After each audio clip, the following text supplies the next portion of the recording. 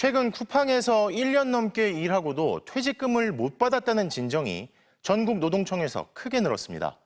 과거에는 쿠팡도 그렇지 않았다는데 무슨 일이 있었길래 이런 건지 차주혁 노동 전문 기자가 집중 취재했습니다. 2019년부터 2년 동안 쿠팡에서 일했던 노동자. 일용직으로 띄엄띄엄 근무했지만 퇴직금도 받고 나왔습니다. 한 399만 원 그 정도쯤 되더라고요. 그 연차 수당까지 다 합해서요. 그런 것 같아요. 다시 일하게 된 건 2022년 12월. 많게는 주 6일씩 출근하면서 15개월 연속으로 일했습니다. 그런데 이번엔 퇴직금을 못 받았습니다. 사직서를 쓰고 나서 퇴직금은 언제 지급되나요? 라고 여쭤봤더니 퇴직금 못 받으세요. 라고 했어요. 그때 안 거예요.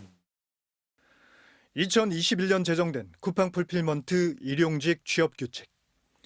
계속 근로기간이 1년 이상이면 퇴직금을 받을 수 있었습니다. 일주일 15시간보다 적게 일한 기간은 제외하고 나머지 기간만 합산해 액수를 정합니다. 근로자 퇴직급여 보장법을 충실히 따른 규정입니다. 연속하지 않아도 되지요. 중간에 공백이 있어도 나중에 그 기간을 채웠을 때 1년 이상이 된다면 받을 수가 있다는 것이 우리 노동부의 해석인데요.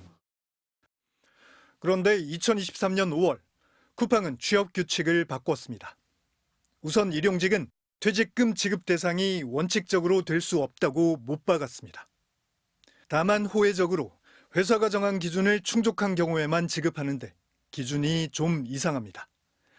1년 넘게 근무했더라도 중간에 1개월의 단절이 있으면 그 이후부터 다시 1일차로 계산한다는 겁니다. 리셋됐다고. 그러니까는 중간에 기준이 안 돼서 그 전에 일했던 게 다 리셋이 된다고. 하루가 모자른 날이었어요. 이른바 리셋 규정은 다른 경우에도 적용됐습니다. 쿠팡 고양 물류센터에서 일을 했고요. 거의 90% 이상은 오비라는 공정에서 워터 업무를 봤습니다. 일용직 11개월, 이어서 계약직으로 다시 8개월. 총 19개월을 연속으로 일했지만 계약직 전환과 동시에 계속 근로기간이 리셋된 겁니다. 연차 수당을 포함한 600만 원 상당의 퇴직금, 결국 못 받았습니다. 일용직에서 계약직으로 고용 형태가 바뀌었기 때문에 계속 근로기간이 인정되지 않는다라고 얘기를 하는데 쿠팡은 2024년 4월 취업 규칙을 한 번 더 개정했습니다.